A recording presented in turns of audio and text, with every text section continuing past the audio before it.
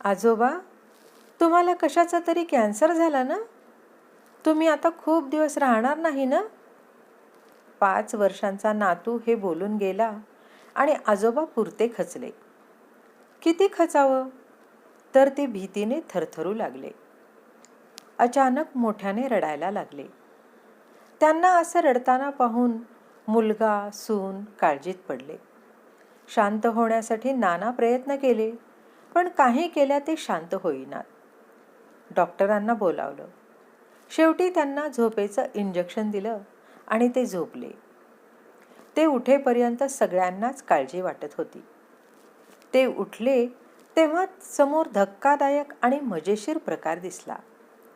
नातवाने त्याचा छोटा प्लास्टिकचा टेडी बेअर तामणात पाण्यात ठेवला होता.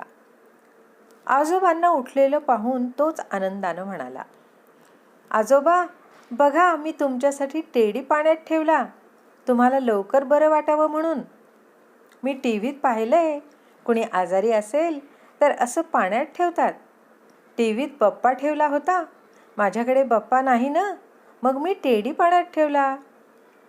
आजोबांनी त्याला जवळ घेतलं, मुका घेतला त्याचा. रडावं की हसावं त्याच्यासमोर हे त्यांना सुचेना. पण कॅन्सर या शब्दानेच ते मनातून खूप रडत होते. हे सगळं दृश्य सून बघत होती.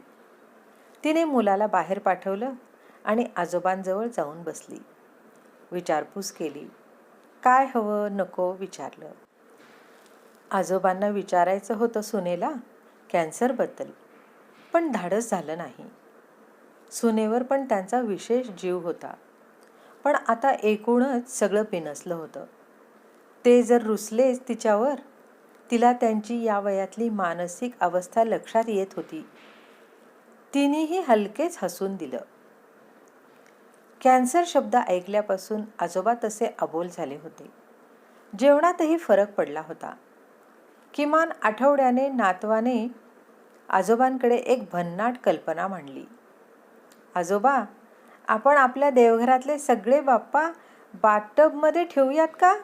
म्हणजे शॉवर सुरू केला की सगळे बाप्पा पाण्यात, मग तुम्ही लवकर बरे व्हाल. दोघांमध्येही स्तब्धता होती. मग तोच रडवेला चेहरा करून म्हणाला, आजोबा, मला करमत नाही तुमच्याशिवाय.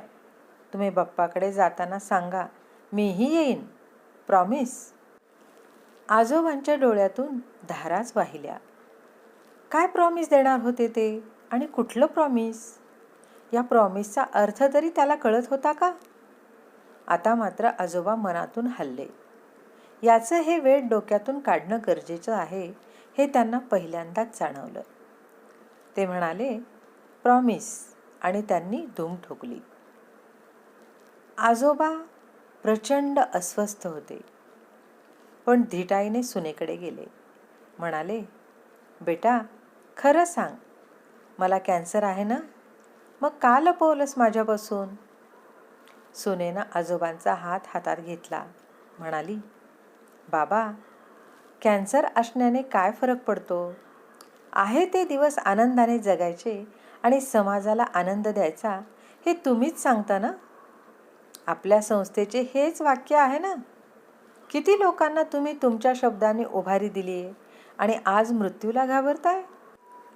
हो बेटा, शब्द सोपे असतात हे आज कळलं. अनुभव कठीण असतो. नाही बाबा, मनात आणलं तर तुम्ही यावरही मात कराल. तुमच्या शब्दानेच उभारी घेऊन मी तुमच्या अंध मुलाशी लग्न केलं. ते उपकार म्हणून नाही, तर समाजाचं देणं लागतं म्हणून. मी खुश आहे. नवे कणखर झाले तुमच्या शिकवणीत. पण मी का खचतोय? यावर उत्तर मला सापडत नाहीये.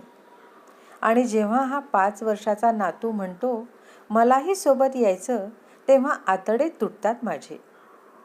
बाबा, असं म्हटल्याने असं घडत नसतं.